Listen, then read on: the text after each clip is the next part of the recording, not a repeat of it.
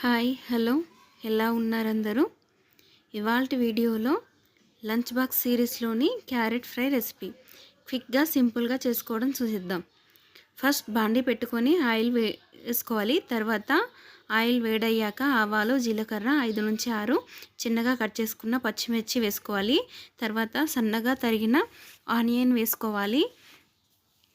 అలాగే సన్నగా తరిగి పెట్టుకున్న అల్లం వెల్లుల్లి వేసి క్యారెట్ కూడా వేసుకోవాలి. తర్వాత కొద్దిగా పసుపు మరియు కరివేపాకు వేసి ఆయిల్లో బాగా వేగనీయాలి. మధ్య మధ్యలో కలుపుతూ ఉండాలి. తర్వాత తగినంత సాల్ట్ వేసి కొద్దిగా ధనియా పౌడర్ వేయాలి.